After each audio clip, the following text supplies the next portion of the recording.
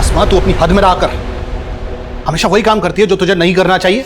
मैं वही करती हूँ जो मुझे करना चाहिए अब्बू। खुशियाँ अगर हदों की सरहद से बांध दी जाए ना तो इंसान बेहद ज्यादती कर बैठता है। खुशियाँ तो बांटने से बढ़ती है। मतलब तू ये कहना चाहती है कि दिवाली के पटाखे जलाकर तू उनकी खुशियां बांट रही है? देख, उनके तौर तरीके अपनाकर तू हमारे लोगों की तौहीन कर रही है। ये आप कैसी बातें कर रहे हैं? अब बच्चे दिवाली की छुट्टियों के लिए आई है तो दिवाली तो मनाएगी ना। और आजकल के बच्चे इन भेदभाव को नहीं मानते। उनके लिए ईद, क्रिसमस, दिवाली ये सब उनके त्योहार हैं। हाँ अब्बू, बस, हमारे यहाँ जिस तरीके से चीजें होती हैं वैसे ही होंगी, तुझे भी वैसे ही फॉलो करना है।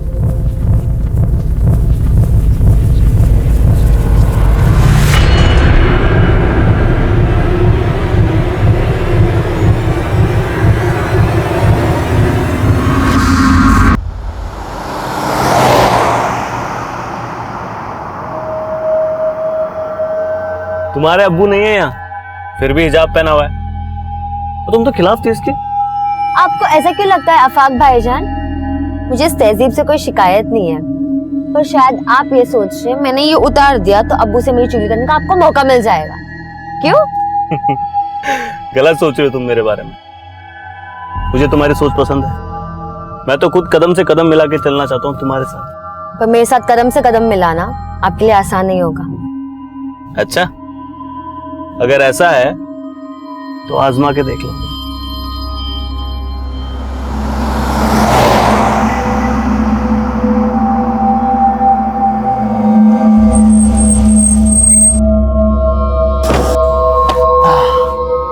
चलिए, अल्लाह हाफिज। अच्छा, सिर्फ किताबों में सर मत खपाना, ये जिंदगी उससे भी ज्यादा दिलचस्प है।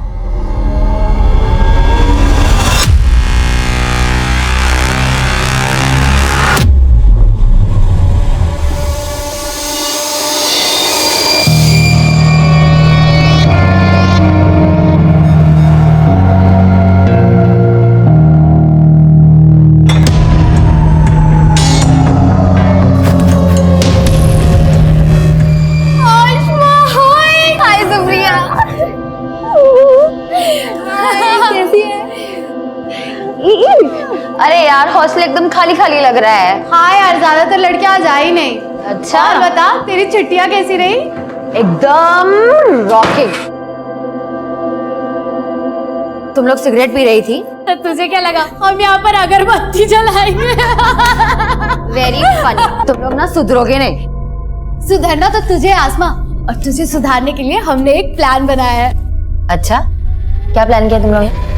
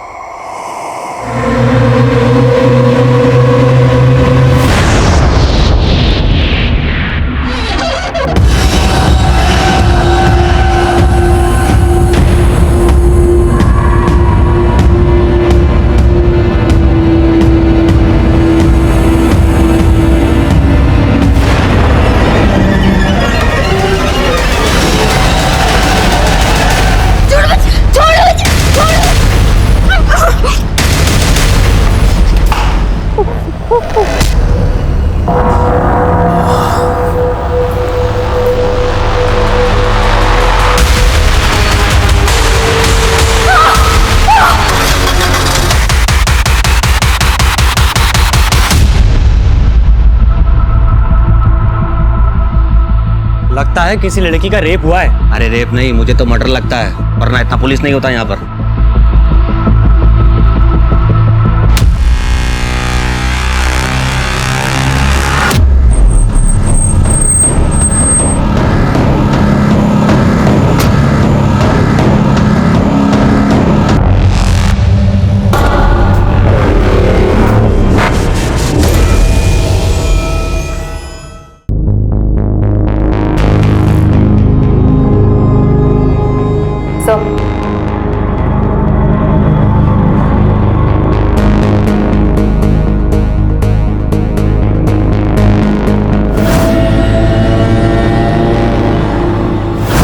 सर, इसके पैर पे छायापुरी भी लिखा है। सर, इस रूम में आसमा के अलावा 2 लड़कियां और रहती हैं।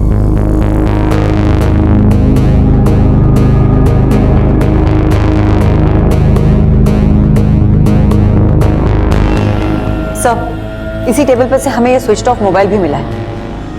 कस्टडी में लो। सुप्रिया, तुम आसमा की रूममेट, आसमा का बेड, तकिया सब कुछ खून से लथपथ है, तो तुम कह रही है तुम्हें कुछ नहीं पता?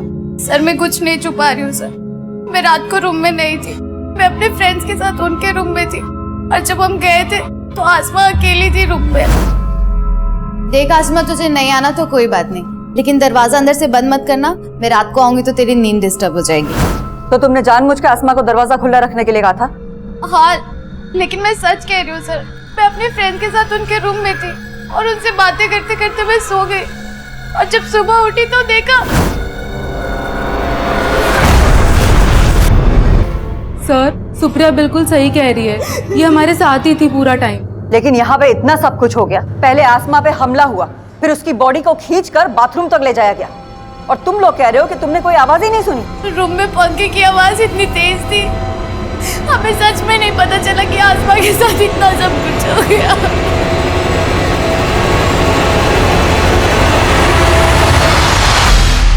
किसी ने कुछ देखा नहीं, किसी ने कुछ सुना नहीं, जरूर कोई कुछ छुपा रहा है। हो सकता है सर, लेकिन आसमा की लाश को देख के ऐसा लगता है जैसे उसके साथ रेप भी हुआ था। जरूर कोई लड़का इन्वॉल्व है।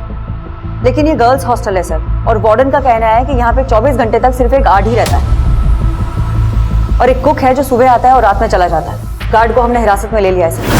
हाँ सर, ये वही कुक है जो सुबह 6 बजे आता है और रात को 10 बजे डिनर के बाद चला जाता है। उसके बाद सोने से पहले मैं खुद पूरा राउंड लगाती हूँ। कल रात 11 सवा 11 बजे मैंने पूरा राउंड लगाया था, लेकिन सर तब सब कुछ ठीक था, और सुबह सुप्रिया की 5 बजे आवाज आई, तब सब पता चला।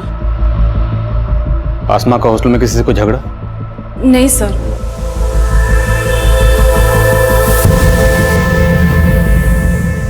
कल शाम तक हॉस्टल में कोई भी लड़की नहीं थी सर, तो ये भी हो सकता है कि कोई पहले से ही हॉस्टल में जाके छुप गया हो, और जब कल लड़कियों ने ज्वाइन किया तो ये कांड करके भाग गया। पॉसिबल है। हम ये अज्यूम कर रहे हैं कि आसमा का पहले रेप हुआ, फिर कत्ल हुआ। अब सच क्या है ये पोस्टमार्टम रिपोर्ट बताएगी। हॉस्टल का कोना कोना स्कैन करो और सबकी हैंडराइटिंग के सैंपल्स लो।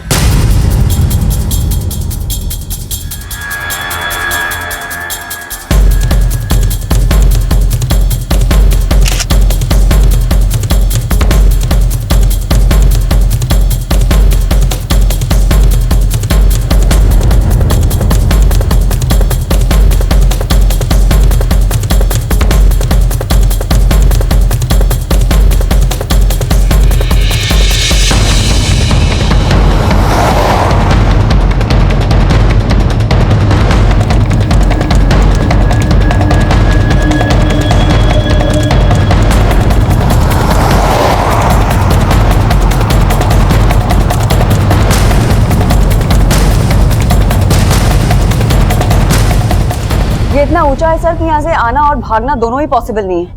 देखो, अगर कोई सीढ़ियों से आया तो पक्का मेन गेट से एंट्री मारी होगी, मतलब गार्ड झूठ बोल रहा है। और अगर कोई यहाँ से आया तो फिर ये किसी पेशेवर मुजरिम का काम। सर, यहाँ कहीं सीसीटीवी भी नहीं है, तो दोनों ही पॉसिबिलिटीज हैं। हॉस्टल के आसपास सबसे पता करो, जहाँ भी सीसीटीवी मिले उसे खंगालो, और हॉस्टल में जितने भी लोगों का आना जाना था एक एक की डिटेल निकालो।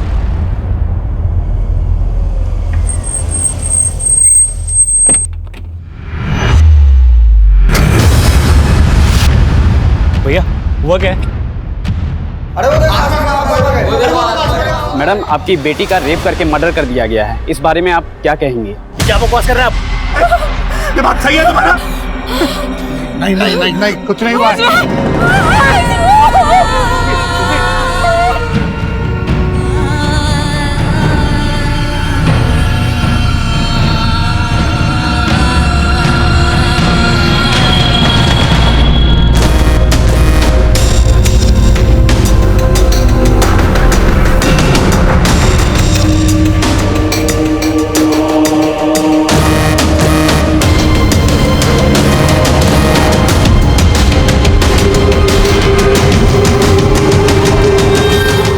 थर्ड फ्लोर पुलिस ने सील किया हुआ है। फिलहाल बाकी के रूम में तुम लोग आपस में एडजस्ट कर लो।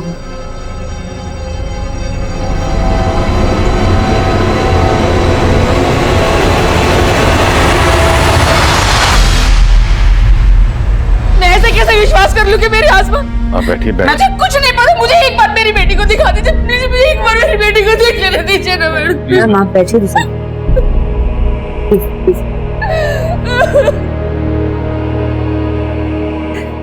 मैम पानी दीजिए।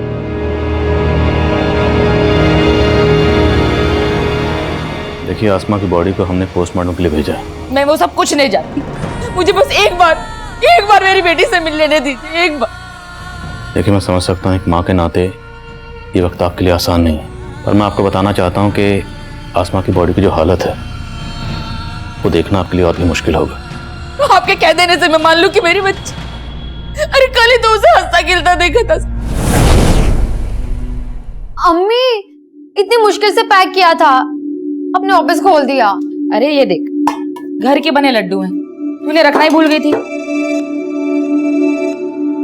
अब्बू आप इतने चुप चुप क्यों है? लगता अभी भी मुझसे नाराज है। बेटा ख्यालात तो तेरी अम्मी से भी नहीं मिलते हमारे, फिर भी निभा लिया ना। तू तो बच्ची है हमारी। वाह फूफा, अस्सलाम वालेकुम फूफी।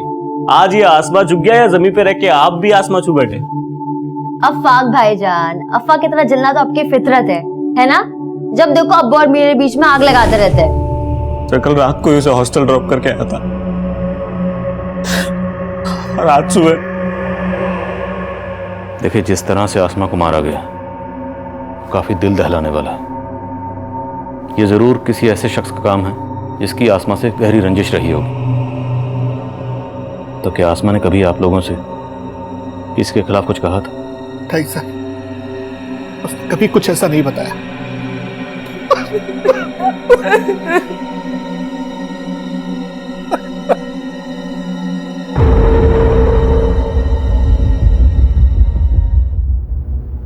अच्छा सुन लो,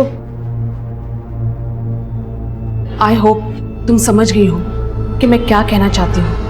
यस मैम। डोंट वरी, मैं तुम्हारे साथ हूँ, मैं सब संभालूंगी। अच्छा अब तुम जाओ।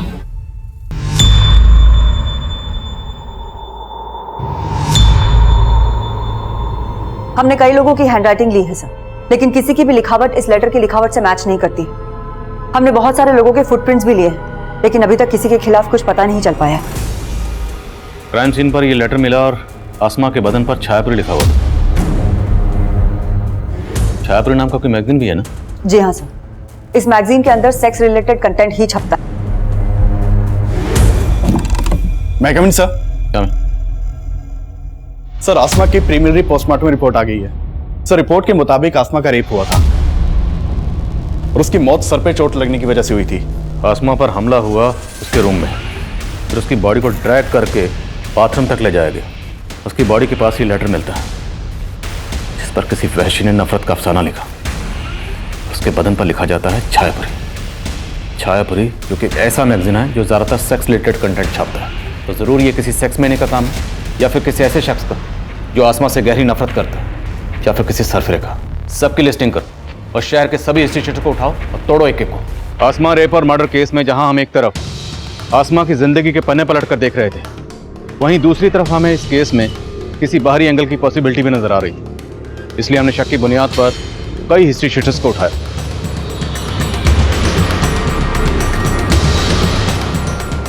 सबके डीएनए सैंपल्स, हैंडराइटिंग और फुटप्रिंट्स लिए गए। हमने हर वो मुमकिन कोशिश की जिससे हम जल्द से जल्द मुजरिम तक पहुंच सकें। हॉस्टल का गार्ड भी हमारा स्ट्रॉन्ग सस्पेक्ट। उससे सच उगलवाने के लिए हमने कई तरीके अपनाए। मैडम मैंने कुछ नहीं किया। अब तू नहीं बचेगा। तेरा डीएनए टेस्ट लेंगे और 2 मिनट में पता चल जाएगा कि आसमा का मर्डर और रेप तूने ही किया है। मैडम मैं आपको सब कुछ बताना चाहता था, लेकिन वार्डन मैडम ने रिक्वेस्ट की थी कि मैं रमन भाई के बारे में आपको कुछ भी ना बताऊं। रमन कौन है? वार्डन मैडम का छोटा भाई। उनका अक्सर हॉस्टल में आना जाना और वो कल रात भी आए थे। उनका हॉस्टल में दीप्ति नाम की एक लड़की से अफेयर है। रहता कहाँ है वो? मैं तो सिर्फ दीप्ति से मिलने गया था सर। सर आसमा को तो मैं जानता ही नहीं हूँ। मैं कसम से बोल रहा हूँ सच, मैंने कुछ नहीं किया सर।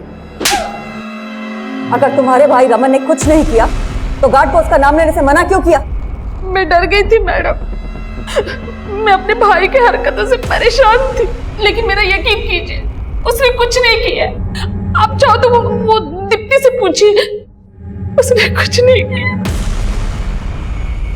सर मेरा कोई अफेयर नहीं है रमन के साथ। वो मुझे परेशान कर रहा था सर।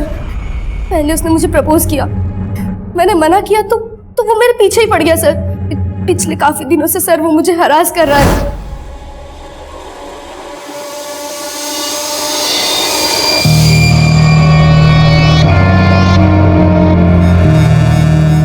मैं उसका फोन नहीं उठा रही थी तो वो उस रात हॉस्टल में आ गया।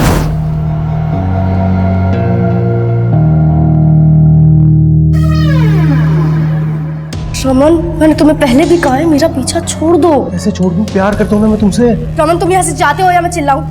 मैंने उसको वार्न किया था सर, तो वो वहां से चला गया था। उसके बाद क्या हुआ मुझे नहीं पता सर। सुबह मेरी नींद शोर से ही खुली थी सर। मैंने वार्डन मैम को रमन के बारे में बताया था, मगर वार्डन मैम ने मुझे चुप रहने के लिए कहा। मुझे नहीं पता रमन ने आसमा के साथ कुछ किया या नहीं। तो दीप्ति की तरह तो आसमा के पीछे पड़ा होगा। तुझे लगा दीप्ति नहीं तो आसमा? नहीं सर, ऐसा कुछ नहीं है सर। मैं दीप्ति से प्यार करता हूँ। मिलने दीप्ति से गया हो, लेकिन आसमा ने तुझे देख लिया। वो शोर ना मचा दे इसलिए तूने उसे। नहीं सर, ऐसा नहीं है सर। मैं तो तभी वहां से चला गया था। नहीं, अब मैं ऐसा नहीं करूंगा, मुझे माफ कर दो। ऐसे नहीं छोड़ूंगा तुझे।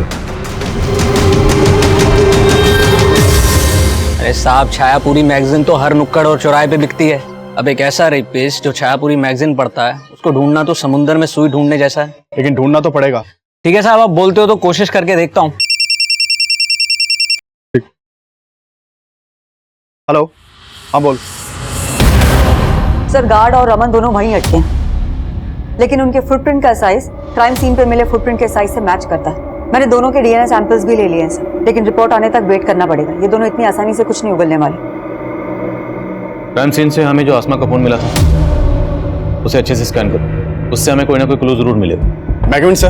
हमें सर, हमने हॉस्टल के आसपास के सारे सीसीटीवी खंगाले। क्राइम वाले दिन हॉस्टल के पीछे की तरफ एक कार वहां के सीसीटीवी में कैप्चर हुई थी। सर, मैं वहां की फुटेज लाया हूँ। प्ले करो। सर, इस गाड़ी का नंबर विजिबल नहीं है। मैंने इस गाड़ी के बारे में आसपास के लोगों से पूछताछ की, लेकिन पहले किसी ने भी इस गाड़ी को यहाँ नहीं देखा। सर, सस्पिशियस बात यह है ये गाड़ी रात को 1 बजे यहाँ आई, इस गाड़ी में से कोई उतरा और फिर अर्ली मॉर्निंग वापस आया। जिस डायरेक्शन में ये गाड़ी गई है उस डायरेक्शन के सीसीटीवी खंगालो। हो सकता है वहां के किसी सीसीटीवी में इसका नंबर कैप्चर हुआ। Okay sir.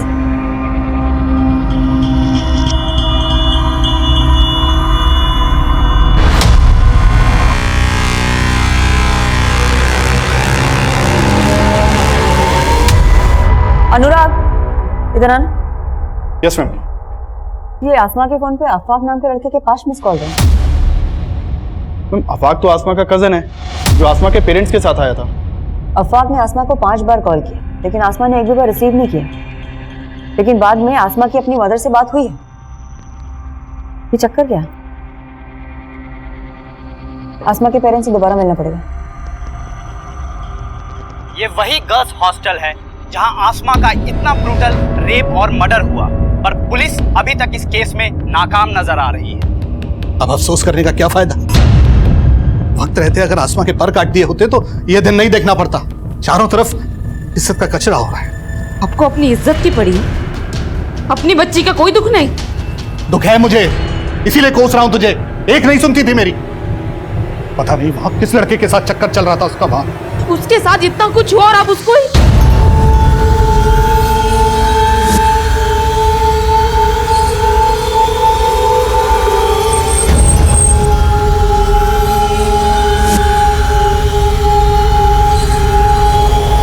कहां जा रही हो तुम?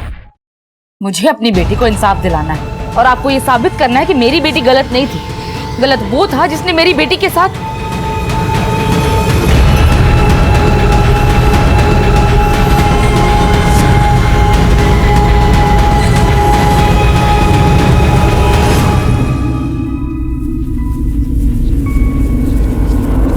मैं आपसे अफाक के बारे में बात करना चाहती हूँ। क्या आमना का और अफाक का कोई इशू था?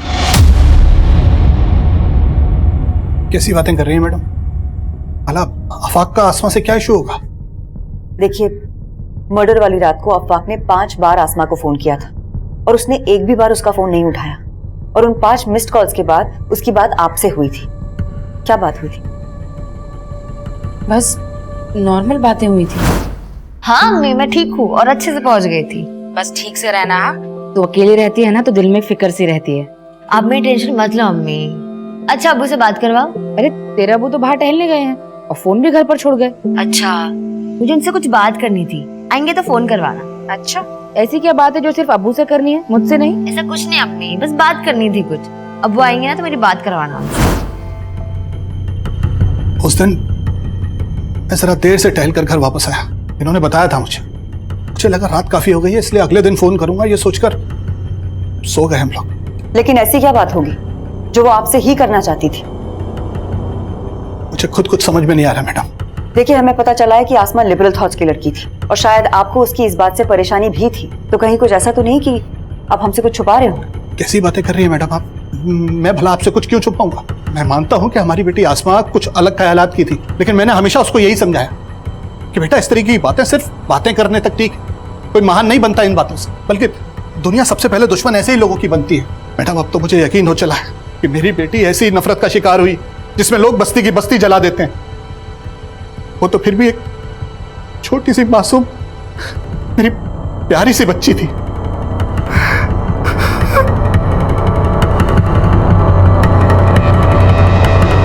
ठीक है, मैं आता हूं। सर मैंने ब्रोथल में फील्डिंग लगाई तो एक टिंडा नाम के आदमी का मालूम चला। कौन टिंडा?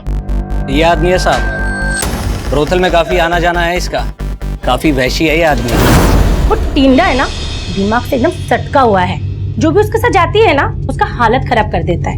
एक नंबर का जानवर है, जानवर। आप एक बार देख लो, हो सकता है ये वही सनकी आदमी हो जिसे आप ढूंढ रहे हैं। आसमा के पेरेंट्स से अफाक के बारे में बात की? सर वो अफवाक पे कोई शक नहीं जता रहे और अफवाक से मैं खुद मिली थी ये जानने के लिए कि उसने उस रात आसमा को इतने सारे कॉल्स किए क्यों थे। मैम मैं उसे हॉस्टल छोड़ के घर आया तो ऐसे ही कॉल किया था, ये जानने के लिए कि सब खैरियत है कि नहीं। लेकिन उसके साथ कुछ ठीक हुआ नहीं और उसने तुम्हारे कॉल्स भी रिसीव नहीं किए। क्यों? पता नहीं मैम, मुझे लगा सो गई होगी। लेकिन तुम्हारे मिस्ड कॉल्स के बाद उसने अपनी अम्मी से भी बात करी, लेकिन तुम्हें कॉल बैक नहीं किया। कोई ना कोई वजह तो होगी ना, मैं को छुपा तो नहीं रहा तुम हमसे? नहीं मैम, मैं कुछ नहीं छुपा रहा। फिर भी इस अफाक के बारे में सब कुछ पता करो, हो सकता है कुछ छुपा रहा हो। और ये भी पता करो कि मर्डर की रात ये कहाँ था। Okay sir. मैं कमिंग सर। सर हमारे खबरियों से इस तेजस और टिंडा नाम के आदमी की इंफॉर्मेशन मिली है। सर इसके बारे में जो भी पता चला उस हिसाब से शक किसी के ऊपर जाता है। सर मैंने चेक किया, मर्डर वाली रात इसका फोन हॉस्टल वाले एरिया में ही एक्टिव था। उठाओ इसे। Yes sir.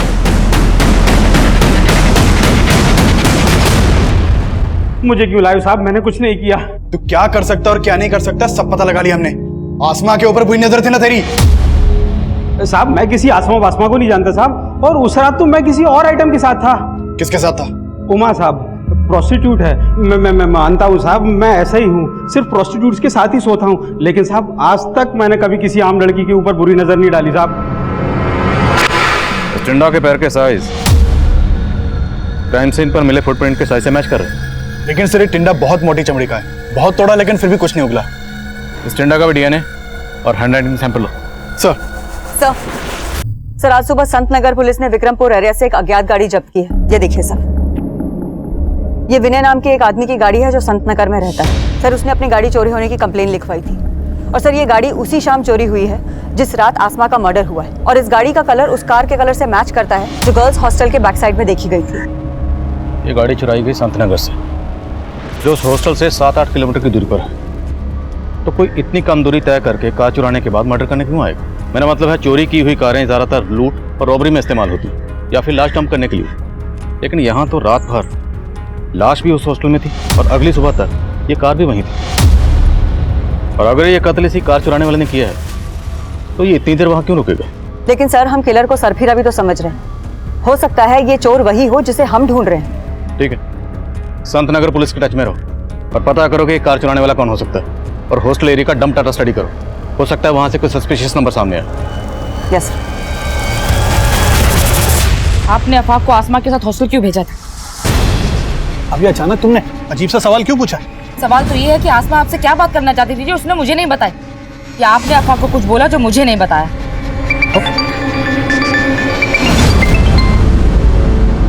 हेलो, पुलिस आपको गुमराह कर रही है। क्या? वो आसमा के कातिल को जानती है, लेकिन उसको बचा रही है। किसको बचा रही? और आप कौन बोल रहे हैं? मैं जो कोई भी हूँ आपका शुभचिंतक हूँ। आसमा का रेप और मर्डर शांतनु ने किया है। शांतनु? कौन शांतनु?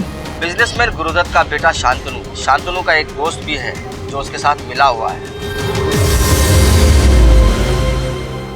सर, मर्डर वाली रात एक अनिरुद्ध नाम के लड़के का फोन हॉस्टल वाले एरिया में एक्टिव था और ये अनिरुद्ध सुप्रिया के काफी टच में था। इस सुप्रिया पर मुझे शुरू से ही शक था। सुप्रिया और अनिरुद्ध दोनों को उठा के लाओ। सर, मैं कमिंग सर। कमिंग।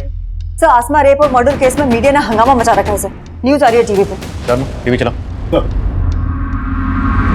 हम पहले पुलिस पर भरोसा कर रहे थे, लेकिन अब हमारा भरोसा उन पर से उठ। लेकिन आपका पुलिस पर से भरोसा क्यों उठ गया? कि पुलिस मेरी बेटी के कातिल को बचा रही है। आसमा को न्याय दो! सुमा, सर, शर्मा, आसमा को न्याय दो! न्याय दो! न्याय दो! आसमा को न्याय दो! न्याय दो! न्याय दो! We want justice! We want justice! आसमा को न्याय दो! न्याय दो! न्याय दो!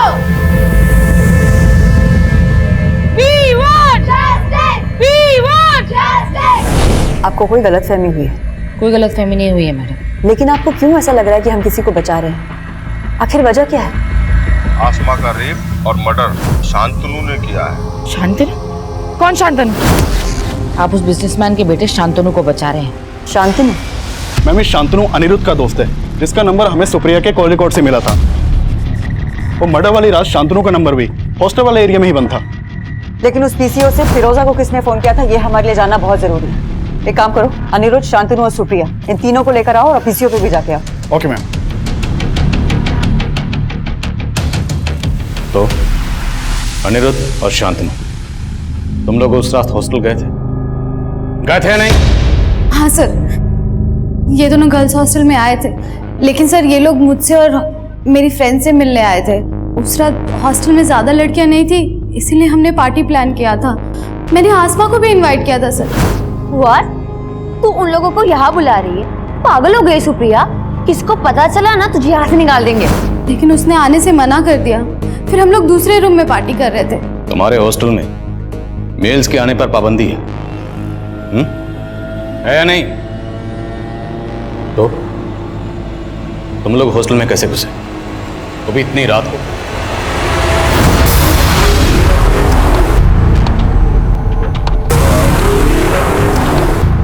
उसके बाद हम लोगों ने 2 घंटे तक एंजॉय किया और उसके बाद शांतनु और अनिरुद्ध दोनों चले गए थे। सर, उसके बाद सच में मैं अपने फ्रेंड्स के साथ ही सो गई थी। तुम चुप रहोगे? तुम्हें क्या लग रहा है हम तुम्हारी बातों में आ जाएंगे? तुम इन्हें बचा लोगी? बोलो तुम लोग, साफ साफ बोलो, उस रात हॉस्टल में क्या हुआ था? सर, हमने आसमा के साथ कुछ भी नहीं किया है सर, बिलीव अस। सर, मैं मानता हूं कि हमने गलती की, लेकिन हमने कुछ नहीं किया सर। सर, मैंने अनिरुद्ध और शांतनु के डीएनए और हैंडराइटिंग सैंपल्स लेने के लिए बोल दिया है। माना है तीनों झूठ बोले, लेकिन वो आदमी कौन होगा जिसने पीसीओ से फोन करके फिरोजा को शांतनु के बारे में बताया? सर, वहाँ पीसीओ पे भी गया था, वहाँ कोई सीसीटीवी नहीं था और उस पीसीओ पे ये भी नहीं पता चल पाया कि ये कॉल किसने किया होगा।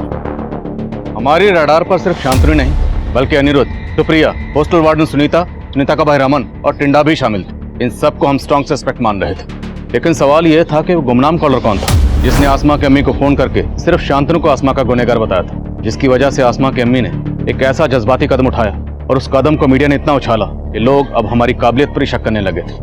मुझे इस केस से हटाने की मांग उठने लगी थी, लेकिन मेरे सीनियर ने मेरा साथ दिया और अब मैंने तय कर लिया कि मुझे ये केस जल्द से जल्द सॉल्व करना है। हमने सारे सस्पेक्ट को बारीकी से इन्वेस्टिगेट करना शुरू किया।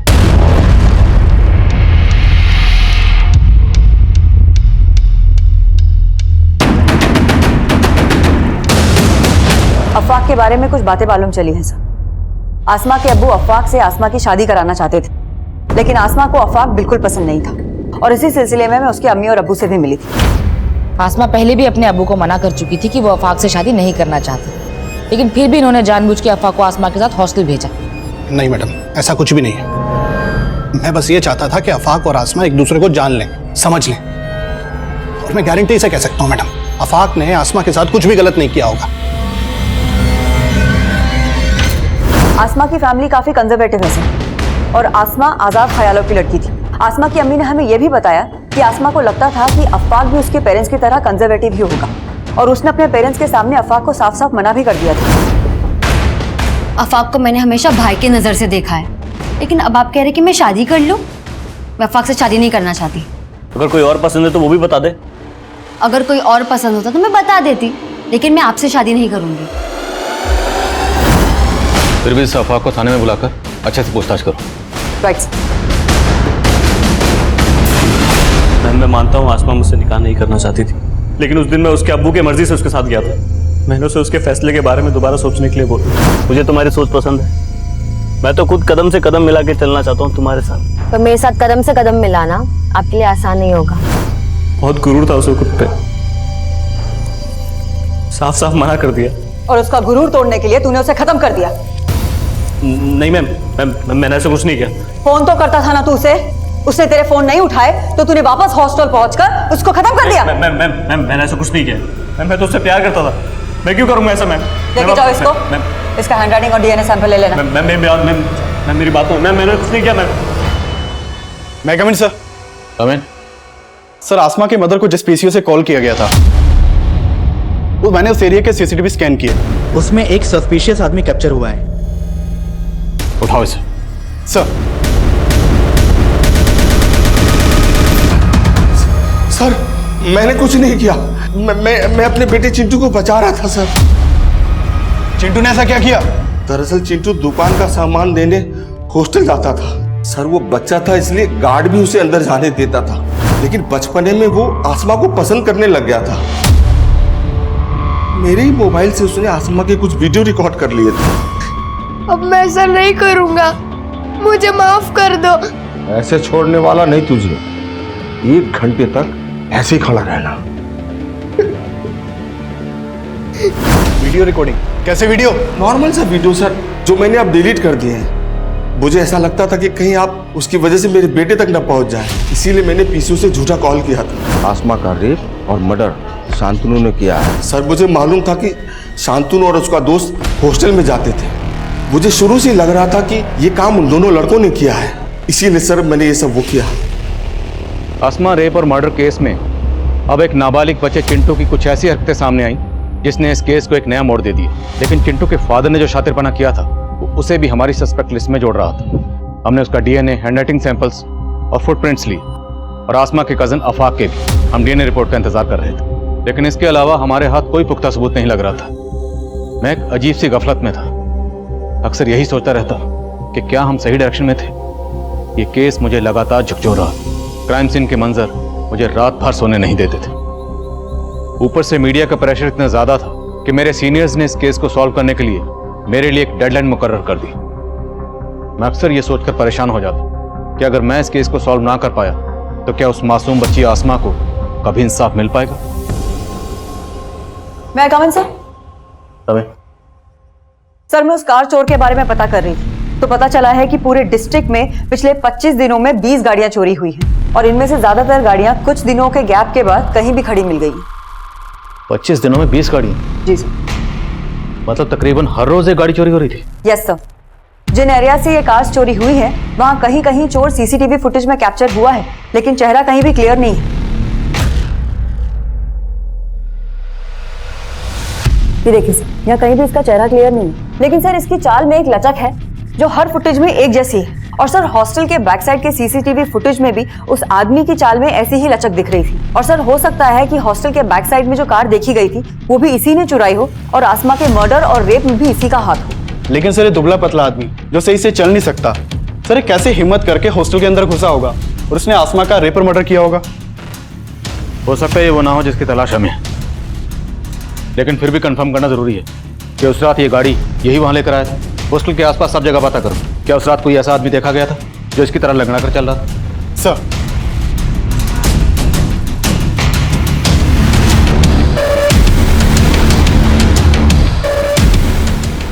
उस दिन सुबह 6 बजे एक आदमी आया था जो लंगड़ा के चलता था। उसके पास एक कार भी थी। उसने मेरे यहाँ बैठकर कई कप चाय भी पी थी। अच्छा, उस आदमी का स्केच बना सकते हो? जी साहब, बनवा सकता हूँ। मैम, चाय वाले ने जिस आदमी के बारे में बताया था उसका स्केच है। पता करो उसका कोई क्रिमिनल रिकॉर्ड है क्या, और इस स्केच को हर जगह सर्कुलेट करो। हो सकता है इसके जानने वाला कोई मिले। Okay ma'am.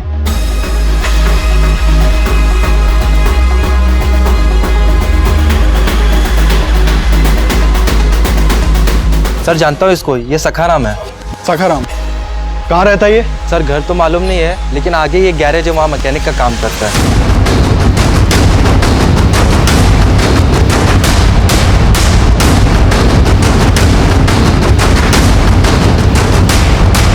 सखाराम,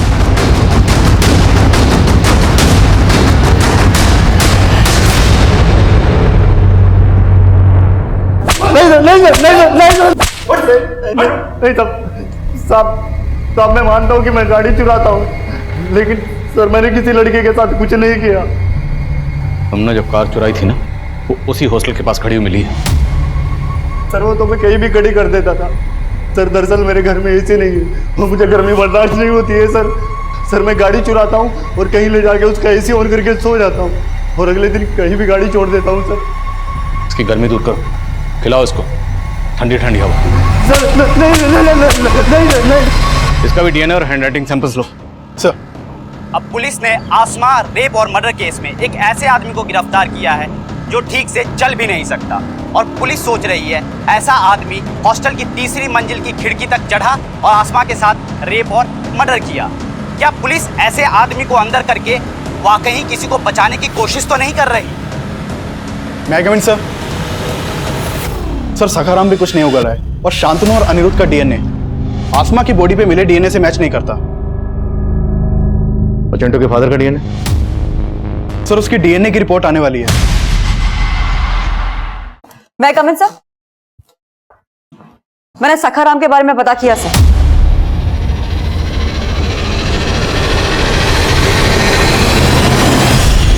अब तेरा नाटक खत्म। रिपोर्ट आ गई है, तेरा डीएनए मैच हो गया।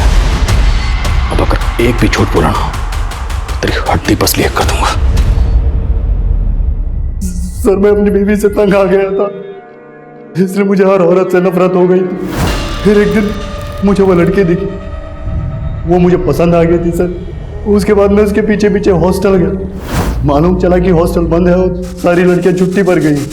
जब छुट्टियां खत्म हुई तो उसके बाद मैं उस रात वहां पहुंचा।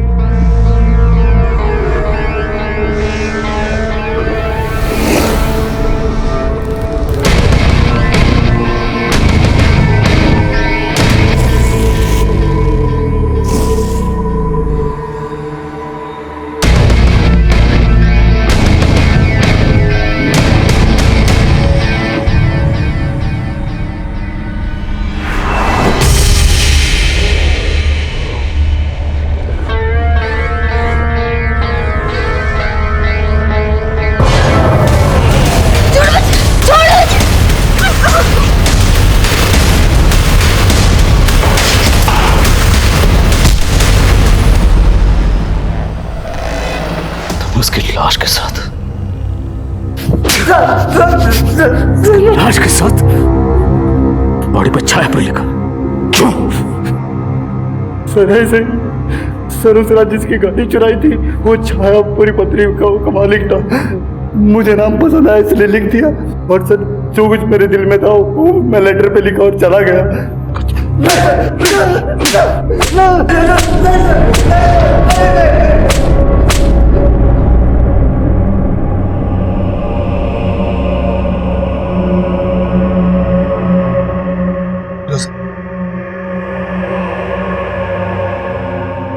अब बोल रहे थे ना मेरी बेटी का वहां किसी लड़के के साथ चक्कर,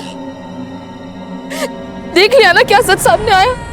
मैं तुमसे माफी मांगता हूं फिरोजा, मैं कभी आसमा को समझ ही नहीं पाया।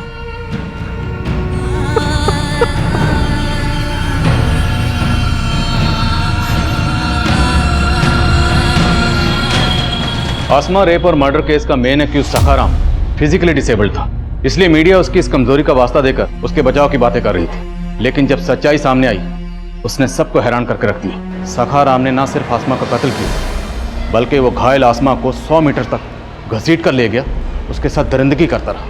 लेकिन हॉस्टल में मौजूद किसी ने कोई आवाज़ नहीं सुनी, किसी ने कुछ नहीं देखा, कुछ नहीं सुना। जबकि उस रात हॉस्टल में सखा राम के अलावा वार्डन सुनीता का भाई रमन और सुप्रिया के दोस्त अनिरुद्ध और शांतनु भी मौजूद थे, जो गलत तरीके से हॉस्टल में दाखिल हुए थे, जिससे साबित होता है कि आसमा एक ऐसे प्रमाइसिस में रह रही थी जहाँ पर सिक्योरिटी ताक पर थी। इसलिए उस रात आसमा के साथ जो भी हो, उसमें हॉस्टल के स्टाफ के साथ साथ बाकी लोग भी जिम्मेदार हैं।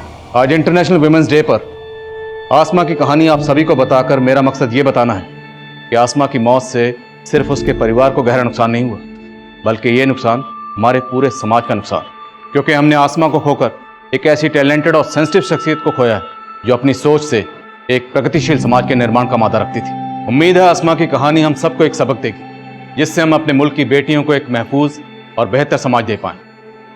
अब मैं आदिल खान आपसे इजाज़त लेता हूँ। आपसे फिर मुलाकात होगी एक और नए केस के साथ। तब तक देखते रहिए क्राइम पेट्रोल 10 तक। मकसद बताना नहीं, बचाना है।